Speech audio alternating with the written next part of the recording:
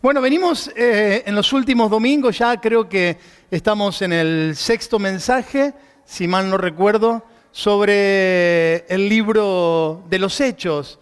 Hemos comenzado en el capítulo 1 y hemos avanzado y ahora nos encontramos en el capítulo 4. Y hoy vamos a meditar un poquito acerca de los eventos, de los acontecimientos que ocurren alrededor de este capítulo 4. Así que para iniciar el mensaje y enlazarlo con lo que vamos a ver en esta mañana, yo quisiera hacer un repaso de los mensajes anteriores y contarle un poquito la historia del capítulo 4 del libro de los Hechos. En el capítulo 2 nos encontramos con tres eventos o tres situaciones centrales dentro del capítulo. En el principio del capítulo 2 encontramos el derramamiento del Espíritu Santo, la promesa del Padre, aquella promesa o aquel evento que dijo Jesús que esperaran que Él enviaría del cielo, la promesa del Padre que Él enviaría. Y allí ocurre en los primeros versículos del capítulo 2 aquel grandioso evento,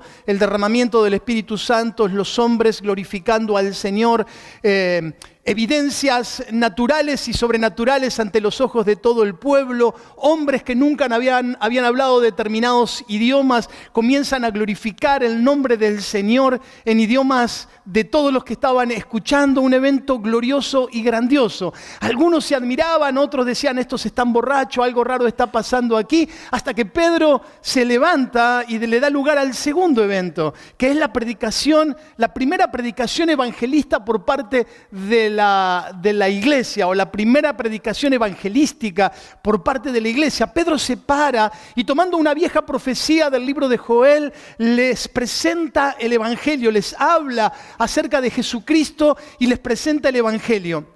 Y dice que por medio de la predicación del apóstol Pedro, 3.000 personas conocieron al Señor, y esos días con el corazón compungido se arrepintieron, se bautizaron y se unieron a la iglesia. Y en los últimos versículos del capítulo 2 encontramos cómo funcionaba la primera iglesia. Dice que estaban todos reunidos y oraban y comían y participaban y hablaban con otros y se interesaban los unos por los otros a ver cómo estaba cada uno. Había mucha comunión, había mucho amor, había mucha presencia del Señor en esa primera iglesia de Jerusalén. El capítulo 3 lo vimos la semana pasada. El capítulo 2, de hecho, nos llevó 3 mensajes porque era muy importante ver todo lo que ocurría ahí en ese lugar. En el capítulo 3 vemos a Pedro y a Juan que van a las 3 de la tarde al templo a orar. Dice a la hora de la oración, ellos van al templo y ahí en el templo, en la puerta del templo habían colocado un cojo de nacimiento, dice la palabra de Dios. Algunos versículos más adelante, en el siguiente capítulo, nos va a decir que este cojo de nacimiento era un hombre adulto, un hombre grande, un hombre de 40 años que había nacido con esta situación. Claramente no tenía motricidad propia. Dice que lo llevaban a la puerta del templo y lo colocaban ahí para que pidiera limosnas. Vivía de las limosnas del pueblo. Bueno, esto de llevar las personas lisiadas o las personas con necesidad a las puertas de los templos o a las puertas de las iglesias no es novedoso, no es solamente de allí de Jerusalén de hace 2000 años. Todavía en las grandes ciudades, bueno, inclusive a veces pasa aquí en la iglesia catedral o en la iglesia central de aquí de la ciudad, que hay alguien pidiendo en la puerta porque se espera que a la iglesia vaya la gente más piadosa, la gente más misericordiosa, la gente que tiene el corazón más noble o que es más generosa para ayudar a otro. Así que por eso se los pone o se los para ahí en la puerta de los templos. Y mientras estaba pensando en esto, preparaba el mensaje, digo yo, ¿qué haríamos nosotros si un día a la mañana, cuando llegamos a la reunión, nos encontramos a un enfermo, a un lisiado, a alguien en silla de ruedas o a alguien con alguna dificultad en la puerta de nuestra iglesia pidiendo limosna? ¿Qué haríamos nosotros? Solamente para que lo pensemos, no quiero especular sobre probabilidades, solamente para que lo pensemos. Tendremos misericordia de Él, oraremos por Él, ayudaremos en su necesidad, pondremos nuestra mano en el bolsillo y le daremos una ayuda, lo sacaremos corriendo, porque nos estás molestando acá en la puerta. ¿Qué haríamos nosotros? ¿Cuál sería nuestra reacción si alguien con una necesidad imperante, con una necesidad urgente, estuviera en la puerta de nuestro templo? Lo cierto es que Juan y Pedro, al verlo a este cojo, dicen una frase que se ha hecho célebre: no tengo oro ni plata, pero lo que tengo te doy, levántate. Y dice que lo tomaron de la mano y aquel cojo se levantó inmediatamente. Esto produjo una revolución entre los que estaban ahí presenciando el lugar o la escena, pero también este evento dividió las aguas. Hubieron algunos que se alegraron, algunos que se pusieron contentos, daban gloria a Dios y se maravillaban de lo que estaban viendo, pero otros estaban un poquito incómodos. La estructura religiosa había sido movida a través de dos personas vulgares. Y no lo estoy diciendo yo, esto lo dice en el mismo pasaje. Dos personas sencillas, del vulgo, del pueblo. Había roto o había movido los cimientos de la religión de su momento y habían hecho un evento que ellos no sabían hacer. Había ocurrido algo que ellos nunca habían visto y mientras estaban viendo el milagro, escuchaban a Pedro y a Juan que hablaban acerca de Jesucristo. La pregunta que le hacen los religiosos es: ¿quién los autorizó para hacer esto? ¿Quién les dio permiso para venir a nuestro templo? Como si hubiera sido de ellos, ¿no? Casi como que se sienten los propietarios de la religión, como que se sienten los dueños de la religión y que ellos determinan lo que se debe y no se debe hacer y atacan a Pedro y a Juan por causa de lo que habían hecho. Pedro y Juan responden lo que respondería cualquiera de nosotros si nos tocara vivir un evento como este. Quédense tranquilos, no se trata de nosotros, no fue por nuestra causa, sino que fue porque el Señor Jesucristo así lo ha permitido. El Señor permitió que este milagro ocurriera. El capítulo 4 arranca el capítulo contándonos que mientras Pedro y Juan le estaban hablando a la gente acerca de Jesús y acerca de ese evento maravilloso que había ocurrido, los religiosos del lugar de los cuales había hablado yo recién se acercaron para prohibirles que siguieran hablando, y como no podían detenerlos, los apresaron, los tomaron con violencia. El texto nos habla de un evento violento. Los tomaron con violencia y los pusieron en la cárcel, y los dejaron toda la noche en la cárcel porque ya era demasiado tarde y no había tiempo de hacer el juicio o la indagatoria, podríamos decir, en ese momento. Vuelve a llamarme la atención esto, mi hermano. Vuelve a llamarme la atención que los religiosos eran casi los habitantes o los fariseos, los saduceos. Todos los que aparecen en esta escena eran los asistentes permanentes al templo, los que estaban todo el tiempo en el templo. Ellos habían visto al paralítico durante años mendigar. Y ahora ese mendigo que ellos vieron durante tantos años mendigar, de repente está de pie. Y el capítulo 3, que muy lindo lo explicó Dieguito la semana pasada, nos dice que estaba emocionado, estaba saltando, dando gloria a Dios, abrazado a los discípulos. 40 años de sufrimiento y de repente un cambio brusco en su vida. Y los religiosos, en vez de dar gloria a Dios por el evento, se preocupan para que no le arruinaran el negocio. Porque lo único que están preocupados es que lo que Pedro y Juan estaban predicando no estaba acorde a lo que ellos creían que se debía de predicar. Así que después de toda una noche de estar encarcelados, al otro día los religiosos se juntaron para interrogarlos y preguntarles: ¿quién les dio autoridad para hacer esto? ¿En el nombre de quién están haciendo esto? Y vuelvo a decir, Pedro y Juan responden: lo hemos hecho en el nombre de nuestro Señor Jesucristo. Dice que los religiosos se consternaron, se turbaron, se confundieron porque no podían detenerlo, no había nada para acusarles. Y dicen una frase, ellos dicen: es evidente que el milagro ocurrió de verdad, porque este desgraciado está parado. Está dándole gloria a Dios. O sea, no se trata de una cuestión argumentativa. Hay pruebas claras de que estos se mueven con un poder que nosotros desconocemos. No podemos ponerlos presos porque levantaron a un paralítico. Así que dice, hagamos otra cosa. Amenacémosle. Digámosle, no prediquen más el evangelio. No queremos escucharlos más. No, los vamos a soltar, pero les prohibimos que sigan hablando. Y ahí hay otra frase célebre de Pedro que dice, ustedes están equivocados. Es mucho mejor obedecer a Dios antes que a los hombres. Así que pueden amenazarnos todo lo que quieran, pero nosotros seguiremos predicando el evangelio. Dice que se enfurecieron aún más y los amenazaron aún más, pero tuvieron que dejarlos en libertad. Así que inmediatamente, dice el texto, así inmediatamente que fueron puestos en libertad, fueron a donde estaban el resto de la iglesia, donde estaban el resto de los hermanos, el resto de los creyentes, a quienes le contaron lo sucedido y juntos se pusieron a orar. Y dice que le pidieron al Señor que les dé fuerza, que les dé valor para seguir predicando su palabra. Y dice la Escritura que cuando terminaron de orar, dice que el lugar se sacudió, tembló y todos fueron llenos del Espíritu Santo. Y termina esta frase diciendo, y predicaban la palabra de Dios con valentía y sin temor, aún a pesar de las amenazas de los religiosos. ¿No le parece maravillosa esta historia? Bueno, terminamos el mensaje de esta... No, mentira.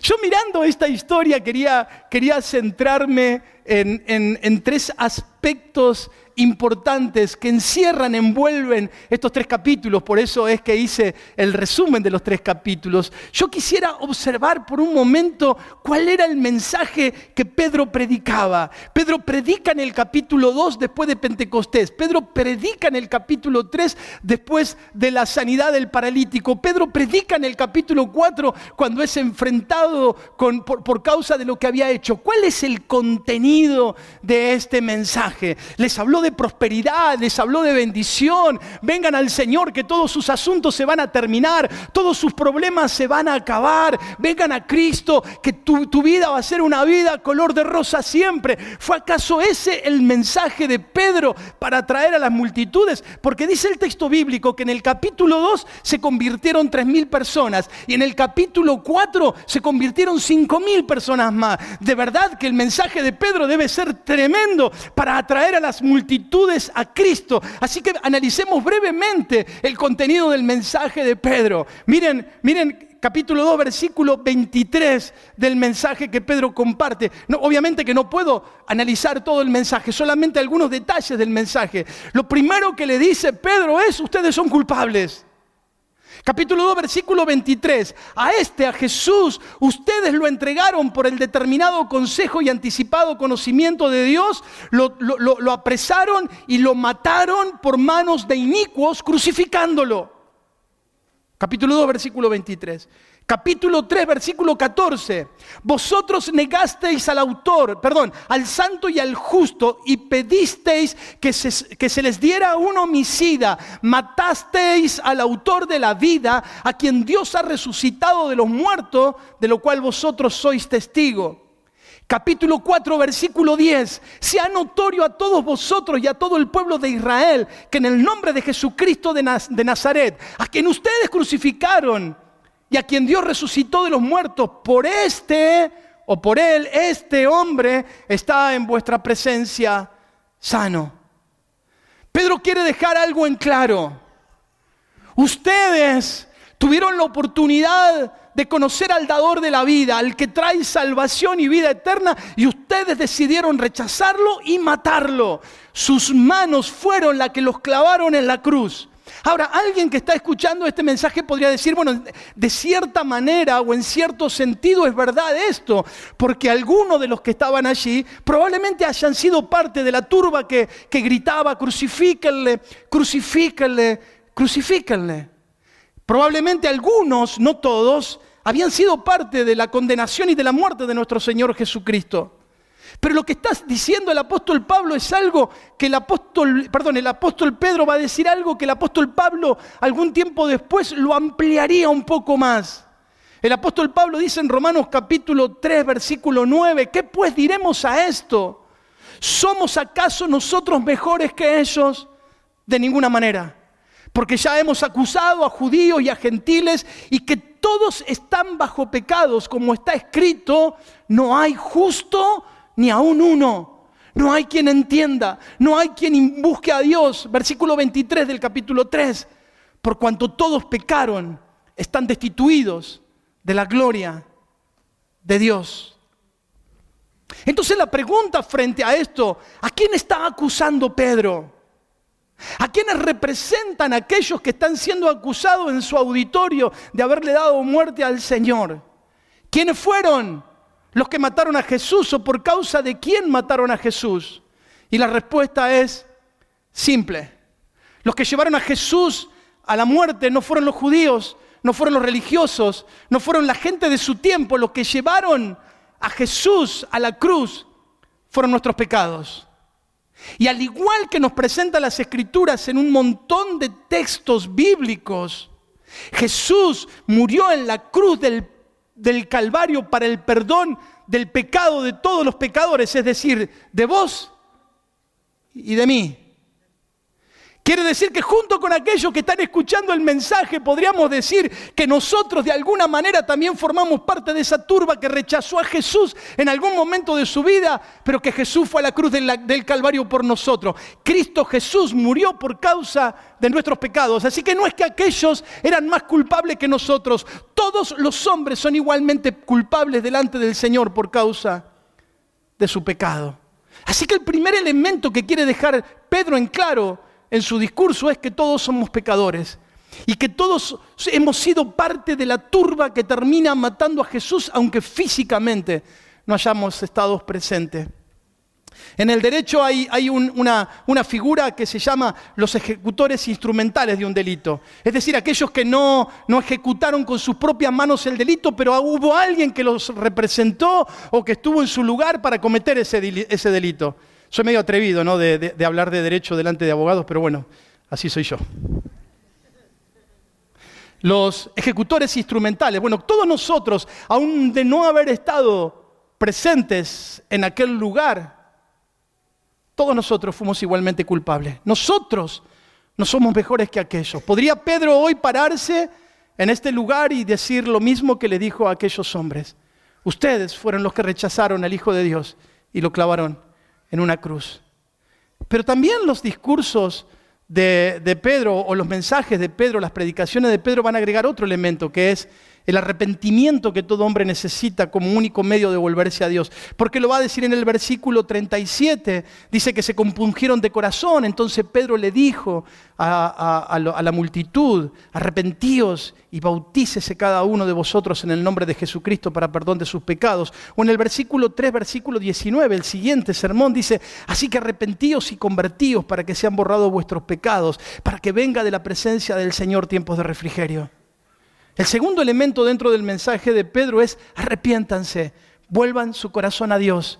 Él quiere perdonarlos, Él no quiere condenarlos, Él no quiere hacerlos culpables, Él no quiere condenarlos por la eternidad, Él quiere darles vida eterna, Él quiere hacerlos suyos, pero necesitan arrepentirse y volver su corazón a Dios. Y la evidencia o el resultado de este mensaje está claro ahí en el capítulo 2 y en el capítulo 4. Las multitudes corrían a los pies de Jesús, arrepentidas, para recibir el perdón ofrecido por el Señor. El tercer elemento que Pedro incluye en su mensaje es que además de arrepentimiento necesitaban fe en el Señor Jesucristo. Que no bastaba solamente con sentir remordimiento por causa del pecado y seguir viviendo de la misma manera. Eso no era arrepentimiento, eso podría haber sido remordimiento o cualquier otra cosa como vimos ayer en el retiro. No, era un cambio radical de vida basado en la obra de Cristo. Capítulo 4, versículo 12, el tercer mensaje, él dice, porque en ningún otro hay salvación, porque no hay otro nombre bajo el cielo dado a los hombres en que podamos ser salvos. Estas repiten las palabras de Jesús, Juan capítulo 5, Juan capítulo 6. Avanzo rapidito para poder concluir este mensaje. Dijimos que todos estamos perdidos, que todos somos culpables, que nuestra culpabilidad nos condena, que no hay manera de evitarlo o sortearlo. Podemos intentar vivir de buena manera o ser buenas personas, pero no podemos agradar o completar el estándar del Señor. Pensaba cómo podía ilustrar este punto y a mí me gusta, aunque hace rato que no lo practico por razones obvias, me gusta la pesca. En algún momento de mi vida íbamos a pescar muy seguido, pero ahora hace muchos años que no lo hacemos. Y algunas de estas pescas que he podido hacer las he hecho embarcado. Algunas las disfruté, otras fueron la peor pesadilla de mi vida. Pero un barco navegando en el mar ofrece cierto grado de seguridad, porque uno está firme y por más que las olas se muevan, uno tiene la firmeza de estar apoyado sobre una superficie sólida, por más que debajo ese mar se esté moviendo, ¿no? Y en ese barco, si yo soy el capitán, yo decido qué hago con ese barco, decido la velocidad, decido el rumbo, decido cómo enfrento las olas, porque de alguna manera yo soy el capitán. Y creo que esto me sirve para ilustrar lo que es la vida sin Dios, una vida que enfrenta los problemas con sus fuerzas, que enfrenta los problemas con su sabiduría, con su inteligencia, enfrenta la vida con su manera de concebir la vida, pero ese barco un día enfrenta una prueba o enfrenta una situación y corre riesgo y el barco se hunde y ahí quedamos en alta mar con el chaleco salvavidas a la deriva sin saber a dónde ir, hasta que aparece un barco que está tripulado por Jesús y te dice: acá estoy, si querés podés subir a mi barco y acá en mi barco vas a tener todo lo que necesitas, seguridad. Este barco no se hunde, venga la tormenta que venga, este barco no lo hunde nadie. Entonces vos decís: uy, sí, gracias Señor, y te subís al barco. Y entonces le decís: Señor, ¿por qué no vamos para allá? Y Jesús se da vuelta, está así en el timón, ¿no? Se da vuelta y te mira. Y vos le golpeás el hombro de vuelta y le decís: Señor, ¿por qué no vamos para allá? Y entonces Jesús se da vuelta y te dice: pará, te quiero aclarar algo. Si vas a estar en mi barco, el capitán soy yo. Antes vos decidías a dónde llevabas tu barco. Antes vos ibas a los puertos que querías, a los mares que querías, hacías lo que querías porque vos eras el capitán. Te diste cuenta que sos un desastre como capitán. Hundiste el barco. Así que ahora si te subís a mi barco, ahora déjame que yo te voy a llevar a buen puerto. Dejá de darme opiniones, dejá de darme sugerencias, dejá de proponerme alternativas. Yo sé a dónde llevo este barco y yo te aseguro que vamos a llegar a puerto y que la vida eterna que te prometí será una realidad sobre tu vida. No podemos subirnos al barco de la salvación y decidir nosotros a dónde ir. No funciona así la vida de fe. Dice el Señor: vengan a mi reino, pero en todo reino hay un rey. En el reino de los cielos hay un rey. Este rey es Jesucristo. Este es el rey. De esto se trata la salvación. 3. Debemos de recordar siempre en medio de las pruebas el poder con el que contamos, porque dice la palabra de Dios que cuando fueron liberados, cuando fueron sueltos, ¿a dónde fueron? ¿A hacer la denuncia a la comisaría? No, ¿a dónde fueron? A donde estaban sus hermanos. Dice el texto que se juntaron con la iglesia. Versículo 23 del capítulo 4. Pedro y Juan quedaron en libertad y fueron a contarle a sus compañeros todo lo que habían dicho los jefes de los sacerdotes y los ancianos líderes. Lo primero que hicieron cuando fueron puestos en libertad es juntarse con sus hermanos. Yo creo que hablando acerca del poder con el que contamos en esta tierra, yo quiero decir que la iglesia es maravillosa. No perfecta. Ya lo dije como cuarta vez. Me parece que estoy haciendo una catarsis, me parece, ¿no? La iglesia es maravillosa, la iglesia es hermosa. Qué bueno en nuestras pruebas, con nuestros hijos, con nuestra salud, con lo que fuera. Saber que hay una iglesia que me acompaña, una iglesia que me ama, una iglesia que va a estar conmigo, una iglesia que me va a consolar, una iglesia que me va a dar fuerza. La iglesia es maravillosa. ¿Sí o no? ¿A dónde le van a dar algo? Den un aplauso al Señor.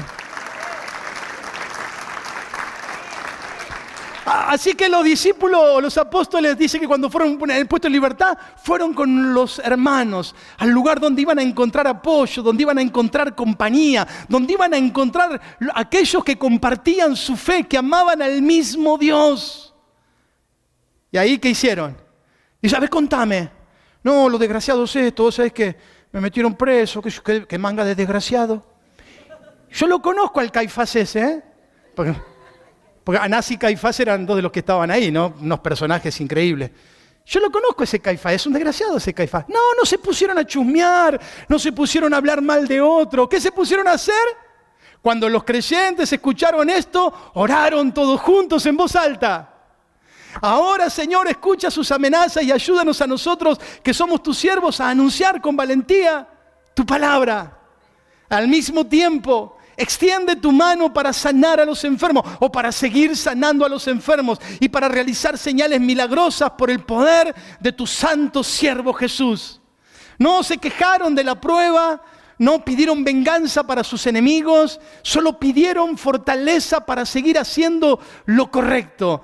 Pidieron por el respaldo de Dios. Señor, hacé maravillas y milagros mientras predicamos tu palabra. Seguir restaurando corazones, seguir liberando a los endemoniados, seguir trayendo esperanza para los pecadores mientras nosotros seguimos predicando tu palabra. Buscaron al Señor con todo su corazón. El contenido de la oración de aquellos hombres demuestra dónde estaba el corazón de ellos. Y por último, tercero, dice que cuando hubieron orado, es decir, terminaron de orar, el lugar donde estaban congregados tembló y todos fueron llenos del Espíritu Santo y hablaban con denuedo, con entusiasmo, con fe, con valentía, la palabra de Dios. Dios le dijo, tranqui, estoy con ustedes. Aquí va mi espíritu para recordarle que no es por su fuerza, sino es por mi espíritu. Es el Espíritu Santo el que les da valentía, el que les da poder, el que les da coraje. Dice que el lugar tembló por la presencia del Espíritu Santo. Termino el mensaje con este último punto. Hay una palabra que se repite en estos capítulos, es la palabra llenos del Espíritu Santo. Esta palabra o esta frase llenos del Espíritu Santo no solamente se repite en los capítulos 2, 3 y 4 del libro de los Hechos, sino que se va a repetir muchas veces a lo largo de todo el libro de los Hechos. Varias veces se va a repetir. Y creo que existe una gran diferencia entre un creyente lleno del Espíritu Santo y aquel que no lo está. La frase lleno del Espíritu Santo no solamente está asociada a un evento, a un momento como este donde ¡boom!, cayó el Espíritu Santo y todos fueron llenos del Espíritu Santo, sino que más bien destaca la vida de un creyente. Pedro dice que fue lleno del Espíritu Santo, que Pedro predicó lleno del Espíritu Santo, que Pedro sanó lleno del Espíritu Santo. Quiero solamente hacerle un breve recordatorio de esto. En el capítulo 2 encontramos a una iglesia llena del Espíritu Santo que predica con valentía la palabra de Dios. En el capítulo 3 encontramos a los apóstoles llenos del Espíritu Santo que predican la palabra de Dios. En el capítulo 4 encontramos nuevamente una iglesia llena del Espíritu Santo que sigue predicando la palabra de Dios. En el capítulo 9 encontramos a Esteban, dice que lleno del Espíritu Santo ora por sus verdugos y los perdona. En el capítulo 13 dice que Pablo, lleno del Espíritu Santo, confronta al reino del infierno, a un brujo, y lo derrota. El énfasis no es casualidad. Necesitamos ser llenos del Espíritu Santo para actuar como el Espíritu Santo espera que actuemos. Una persona del Espíritu Santo, tal cual como dijo Dieguito la semana pasada, puede ver la necesidad del otro porque deja de mirarse a sí mismo y mira con los ojos de Dios.